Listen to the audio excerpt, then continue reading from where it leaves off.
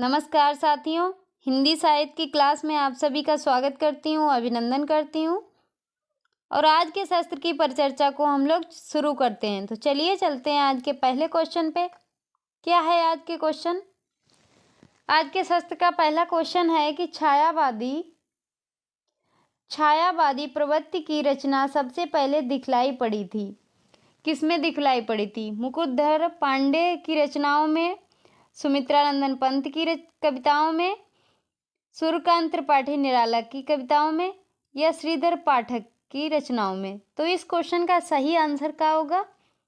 इस क्वेश्चन का जो सही आंसर होगा, और ये सारे प्रीवियस ईयर क्वेश्चन हैं, तो इस क्वेश्चन का सही आंसर हो जाएगा, वो हो जाएगा मुकुटधर पांडे की रचनाओं में। छायावाद की जो प्रवृत्ति थी वो किसमें दिखाई दी? मुकुटधर पांडे की रचनाओं में। तो इन क्वेश्चन का सही आंसर हो जाएगा, वो हो जाएगा ए। चलिए चलते हैं अगले क्वेश्चन पे। क्या है अगला क्वेश्चन? क्वेश्चन है आपेक्षा पत्रिका के संपादक हैं कौन है? तेज सिंह, पंकज बिष्ट, जयशंकर प्रसाद, अशोक मिश्र। तो इस क्वेश्चन का सही आंसर क्या हो जाएगा? इस क्वेश्चन का जो सही आंसर है वो हो जाएगा तेज सिंह। क्या हो जाएगा? तेज सिंह। अपेक्षा पत्रिका के संपादक जो हैं वो हैं तेज सिंह। तो इस क्वेश्चन का सही आंसर हो गया, वो हो गया बी। चलिए चलते हैं अगले क्वेश्चन पे। क्या है अगला क्वेश्चन? क्वेश्चन है कल्पना पत्रिका के संपादक कौन थे? कल्पना पत्रिका जो है इसके संपादक कौन थे? आगे बद्री विशाल, रघुवीर साहे, धर्मवीर भारती। तो इस क्वेश्चन का सही आंसर क्या हो जाएगा? कल्पना पत्रिका के संस्थापक कौन थे? तो इस क्वेश्चन का सही आंसर है वो हो जाएगा धर्मवीर भारती। कौन थे? धर्मवीर भारती। तो इस क्वेश्चन का सही आंसर क्या हो गया? डी। क्या हो गया? डी। चलिए चलते हैं अगले क्वेश्चन पे। क्या है अगला क्वेश्चन? क्वेश्चन है कि छाया पंथ किस विधा की रचना है? छाया पंथ जो है वो किस विधा की रचना है? एकांकी की, स्मरण की, गद्य काव्य की, या रिपोर्ताज की? तो इस क्वेश्चन का सही आंसर क्या हो जाएगा? इस क्वेश्चन का जो सही आंसर हो जाएगा वो हो जाएगा गद्य काव्य की। किसकी है? किस विधा की है? गद्य काव्य विधा की है। तो इस क्वेश्चन का सही आंसर क्या हो जाएगा? वो हो जाएगा सी। क्या हो जाएगा? सी।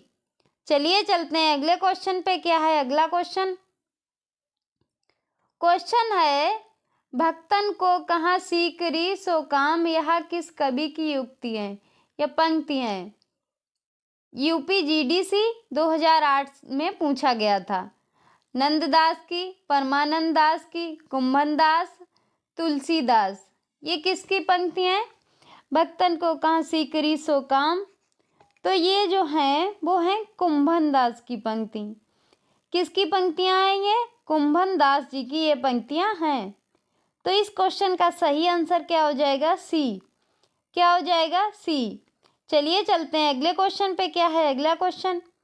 क्वेश्चन है कि सही युग्म का चयन कीजिए। ये जो है टीजीटी, यूपी टीजीटी 2001 में पूछा गया था। भागवत शरण उपाध्याय, विलायत यात्रा, देवेंद्र सत्यार्थी, तूफानों के बीच, राम वृक्ष बेनीपुरी, हिमालय यात्रा, मोहन राकेश, आखिरी चट्टान तक। तो इस क्वेश्चन का सही आंसर क्या हो जाएगा? इस क्वेश्चन का जो सही आंसर है वो हो जाएगा मोहन राकेश, आखिरी चट्टान तक। ये जो है सही है। इस क्वेश्चन का सही आंसर क्या हो जाएगा? वो हो जाएगा डी। क्या हो जाएगा? डी। चलिए चलते हैं अगले क्वेश्चन पे। क्या है अगला क्वेश्चन? क्वेश्चन है कि संविधान के किस अनुच्छेद के उपबंधों के अधीन रहते हुए संसद में कार्य हिंदी में या अंग्रेजी में किया जाएगा? ये किस अनुच्छेद, किस आर्टिकल में ये बात है? 342 में, आर्टिकल 344, आर्टिकल 350, आर्टिकल 348। तो ये बात किस में है? ये जो है 348 में बात है। किस में है? 348 में। तो इस क्वेश्चन का सही आंसर क्या होगा? वो हो जाएगा डी। क्या हो जाएगा? डी। चलिए चलते हैं अगले क्वेश्चन पे। क्या है अगला क्वेश्चन? संविधान की 8वीं अनुसूची, संविधान की 8वीं अनुसूची में बोडो, डोगरी, मैथिली भाषाओं को किस वर्ष सम्मिलित किया गया? बोडो, डोगरी और मैथिली को किस वर्ष सम्मिलित किया गया संविधान की 8वीं अनुसूची में? 1992 में, 1993 में, 2003 में, 2004 में। तो इस क्वेश्चन का सही आंसर क्या हो जाएगा? वो हो जाएगा 2003 में। कब शामिल किया गया? 2003 में है इन्हें शामिल किया गया। तो इस क्वेश्चन का सही आंसर क्या हो जाएगा? सी। क्या हो जाएगा? सी। चलिए चलते हैं अगले क्वेश्चन पे। क्या है अगला क्वेश्चन? क्वेश्चन है कुटुज। कुटज निबंध के लेखक हैं कौन है? रामचंद्र शुक्ल, रामविलास शर्मा, विद्यानिवास मिश्र, हजारी प्रसाद द्विवेदी। तो कुटुज जो निबंध है वो किसका निबंध है? ये जो है हजारी प्रसाद द्विवेदी का निबंध है। किसका है? हजारी प्रसाद द्विवेदी का। तो इस क्वेश्चन का सही आंसर क्या होगा? वो हो जाएगा डी। क्या हो जाएगा? डी। चलिए चलते हैं अगले क्वेश्चन पे। क्या है अगला क्वेश्चन? क्वेश्चन है कि परिशिष्ट उपन्यास किस विषय पर आधारित है? किस विषय पर केंद्रित है? धर्मांतरण पर, पर्यावरण पर, शिक्षा पर, राजनीति पर। तो इस क्वेश्चन का सही आंसर क्या होगा? इस क्वेश्चन का सही आंसर होगा वो होगा राजनीति पर। किस पर आधारित है? राजनीति पर आधारित है। तो इस क्वेश्चन का सही आंसर क्या हो जाएगा? वो हो जाएगा डी। क्या हो जाएगा? डी। चलिए चलते हैं अगले क्वेश्चन पे। क्या है अगला क्वेश्चन? क्वेश्चन है बाघ पत्रिका के प्रवर्तन संपादक कौन है? अरुण महेश्वरी, राविंद्र कालिया, सुधीर पंचौरी, अरुण कमल। तो इस क्वेश्चन का सही आंसर क्या हो जाएगा? इस क्वेश्चन का जो सही आंसर है वो हो जाएगा सुधीर पचौरी। क्या हो जाएगा? सुधीर पचौरी जो हैं इस क्वेश्चन के सही आंसर हो जाएगा। तो इस क्वेश्चन का सही आंसर है वो हो गया सी। चलिए चलते हैं अगले क्वेश्चन पे। क्या है अगला क्वेश्चन? क्वेश्चन है कि पाली पद की बहुमान्य व्युत्पत्ति कब क्या है? ये यूपी जीडीसी 2008 में पूछा गया था। प्राकृत, पाकट। तो इस क्वेश्चन का सही आंसर क्या होगा? इस क्वेश्चन का जो सही आंसर होगा वो होगा सी। पर्याय, पालियाय, पाली, याली, पाली। तो इस क्वेश्चन का सही आंसर है ये हो जाएगा। तो ये हो जाएगा सी। क्या हो जाएगा? सी। तो इस क्वेश्चन का सही आंसर है वो हो गया सी। चलिए चलते हैं अगले क्वेश्चन पे। क्या है अगला क्वेश्चन? पाली भाषा के सर्व प्रधान व्याकरण है। यूपी जीडीसी ये 2008 में पूछा गया। कच्चायन, पतंजलि, पाणिनि, हेमचंद्राचार्य। तो इस क्वेश्चन का सही आंसर क्या हो जाएगा? इस क्वेश्चन का जो सही आंसर है वो हो जाएगा कच्चायन। क्या हो जाएगा? कच्चायन। तो इस क्वेश्चन का सही आंसर हो गया ये। चलिए चलते हैं अगले क्वेश्चन पे। क्या है अगला क्वेश्चन? क्वेश्चन है कि सदियों का संताप किस कवि की कृति है? सदियों का संताप किस कवि की कृति है? जयशंकर प्रसाद करदम की, मोहनदास नैमिषारण्य, ओम प्रकाश वाल्मीकि, सुशीला टागोर। तो इस क्वेश्चन का सही आंसर क्या हो जाएगा? इस क्वेश्चन का जो सही आंसर है वो हो जाएगा मोहनदास नैमिषारण्य। क्या हो जाएगा? मोहनदास नैमिषारण्य। तो इस क्वेश्चन का सही आंसर है वो हो गया बी। क्या हो गया? बी। चलिए चलते हैं अगले क्वेश्चन पे। क्या है अगला क्वेश्चन? क्वेश्चन है कि मन्नू भंडारी ने अपनी कृति किस कृति का स्वयं नाट्य रूपांतरित किया? ये राजस्थान टीजीटी 2011 में पूछा गया था। आपका बंटी, महाभोज, यही सच है, स्वामी। तो इस क्वेश्चन का सही आंसर क्या हो जाएगा? इस क्वेश्चन का जो सही आंसर है वो हो जाएगा महाभोज। क्या हो जाएगा? महाभोज।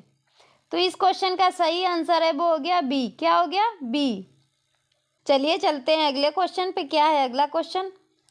क्वेश्चन है देवचरित अष्टायम ग्रंथ की विषय वस्तु है। ये राजस्थान टीजीटी 2011 में पूछा गया था। आश्रयदाता आजम शाह की प्रस्तुति, रासों का विवेचन, न्यायिका भेद, नायक नायिका के विविध विलासों का वर्णन। तो इस क्वेश्चन का सही आंसर क्या हो जाएगा? इस क्वेश्चन का जो सही आंसर है वो हो जाएगा नायक और नायिका के विविध विलासों का वर्णन। क्या हो जाएगा? नायक और नायिका के विविध विलासों का वर्णन। तो इस क्वेश्चन का सही आंसर हो जाएगा वो हो जाएगा डी। चलिए चलते हैं अगले क्वेश्चन पे। क्या है अगला क्वेश्चन? क्वेश्चन है भारत सरकार के शिक्षा मंत्रालय के अधीन वैज्ञानिक और तकनीक शब्दावली आयोग की स्थापना किस ईस्वी सन में हुई थी? ये यूपीजीडीसी 2012 में पूछा गया था। 1960 में, 1961 में, 1962 में, 1963 में। तो इस क्वेश्चन का सही आंसर क्या हो जाएगा? इस क्वेश्चन का सही आंसर है वो हो जाएगा 1961 में। कब हुआ? 1961 में। तो इस क्वेश्चन का सही आंसर क्या हो गया? बी। क्या हो गया? बी। चलिए चलते हैं अगले क्वेश्चन पे। क्या है अगला क्वेश्चन? क्वेश्चन है कि लाठी शब्द का अर्थ सहारा अर्थ विकास की किस प्रक्रिया के अंतर्गत होता है? ये यूपीजीडीसी 2012 में पूछा गया प्रश्न है। अर्थ प्रकर्ष, अर्थोत्कर्ष, मूर्तिकरण, अमूर्तीकरण। तो इस क्वेश्चन का सही आंसर क्या हो जाएगा? वो हो जाएगा अमूर्तीकरण। क्या हो जाएगा? अमूर्तीकरण। तो इस क्वेश्चन का सही आंसर है वो हो गया डी। क्या हो गया? डी। चलिए चलते हैं अगले क्वेश्चन पे। क्या है अगला क्वेश्चन? क्वेश्चन है डॉक्टर धीरेन्द्र वर्मा ने वैदिक ध्वनियों की संख्या मानी है। ये यूजीसी नेट 2013 में पूछा गया था। 13 स्वर, 39 व्यंजन, इक्वल 52, 12 स्वर, 34 व्यंजन और पूर्ण व्यंजन, पूर्ण अक्षर 46, 15 स्वर, 41 व्यंजन, संपूर्ण 56, 14 स्वर, 36 व्यंजन और संपूर्ण 50। तो इस क्वेश्चन का सही आंसर क्या होगा कि धीरेन्द्र वर्मा ने ध्वनियों की संख्या कितनी मानी थी? तो कितनी थी? ध्वनियों की संख्या जो थी वो कितनी थी? वो थी 13 स्वर, 39 व्यंजन, कुल 52। कितने? कुल 52। तो इस क्वेश्चन का सही आंसर है वो हो जाएगा ए। क्या हो जाएगा? ए। चलिए चलते हैं अगले क्वेश्चन पे। क्या है अगला क्वेश्चन? क्वेश्चन है अकाल में सारस किस कवि का कविता संग्रह है? चंद्रकांत देवतले का, उदय प्रकाश का, केदारनाथ सिंह का, राजेश जोशी का। तो इस क्वेश्चन का सही आंसर क्या हो जाएगा? इस क्वेश्चन का जो सही आंसर है वो हो जाएगा केदार सिंह का। किसका है? केदार सिंह का। तो इस क्वेश्चन का सही आंसर हो गया वो हो गया सी।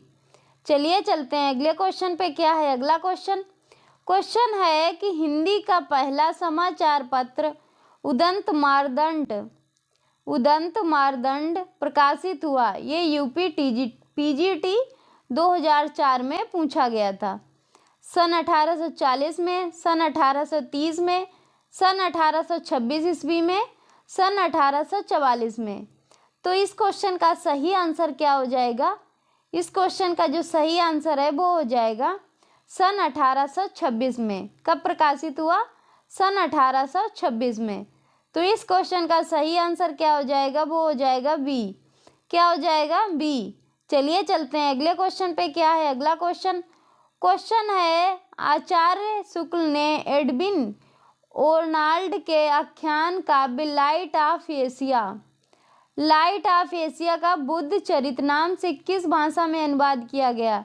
ये क्वेश्चन यूपी पीजीटी 2004 में पूछा गया। खड़ी बोली में, अवधी में, ब्रजभाषा में, इनमें में से कोई नहीं। तो इस क्वेश्चन का सही आंसर क्या हो जाएगा? वो हो जाएगा अवधी में। किस में किया गया? अवधि में किया गया। तो इस क्वेश्चन का सही आंसर हो गया, वो हो गया बी। क्या हो गया? बी। चलिए चलते हैं अगले क्वेश्चन पे। क्या है अगला क्वेश्चन? क्वेश्चन है हंस पत्रिका का प्रकाशन कहाँ से हुआ? मुंबई से, बनारस से, दिल्ली से, जयपुर से। तो हंस पत्रिका का जो संपादन है वो कहाँ से हुआ? तो इस क्वेश्चन का सही आंसर क्या हो जाएगा? इस क्वेश्चन का जो सही आंसर है वो हो जाएगा, सॉरी, आचार्य शुक्ल ने ये लाइट हाफ एशिया वाला जो है वो ब्रजभाषा में किया गया। सॉरी, मैंने गलती से गलत कर दिया, गलती से मुझसे गलत हो गया। अवधि में नहीं है, ब्रजभाषा में है। किस में है? ब्रजभाषा में। तो इस क्वेश्चन का सही आंसर हो जाएगा सी। इसके लिए मैं माफ़ी चाहती हूँ आप लोगों से। तो इस क्वेश्चन का सही आंसर होगा सी। अगला क्वेश्चन देखते हैं कि हंस पत्रिका का प्रकाशन कहाँ से हुआ? हंस पत्रिका का प्रकाशन कहाँ से हुआ? मुंबई से, बनारस से, दिल्ली से, जयपुर से। तो इस क्वेश्चन का सही आंसर होगा, वो होगा बनारस से। कहाँ से हुआ? बनारस से हुआ। तो इस क्वेश्चन का सही आंसर क्या हो जाएगा? वो हो जाएगा बी। क्या हो जाएगा? बी। चलिए चलते हैं अगले क्वेश्चन पे। क्या है अगला क्वेश्चन? क्वेश्चन है कि पद्मावत में कुल सर्ग खंडों की संख्या है कितनी है? 57, 56, 55, 54। तो इस क्वेश्चन का सही आंसर क्या होगा?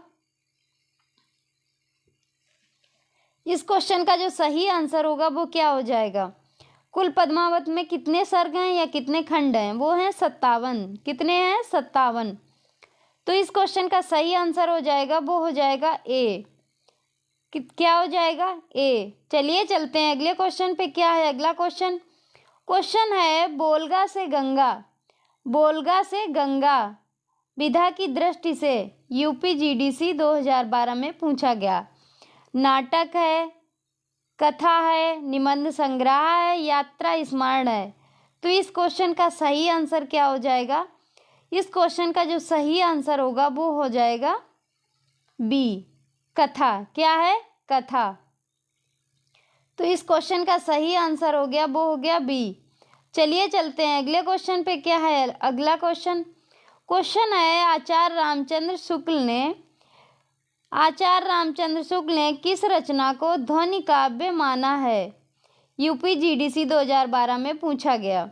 सूर्यकृत भ्रमर को, गीत को, सूरसागर को, सुरसारावली को, साहित्य लहरी को। तो इस क्वेश्चन का सही आंसर क्या हो जाएगा? इस क्वेश्चन का जो सही आंसर है वो हो जाएगा सूर्यकृत भ्रमर गीत को।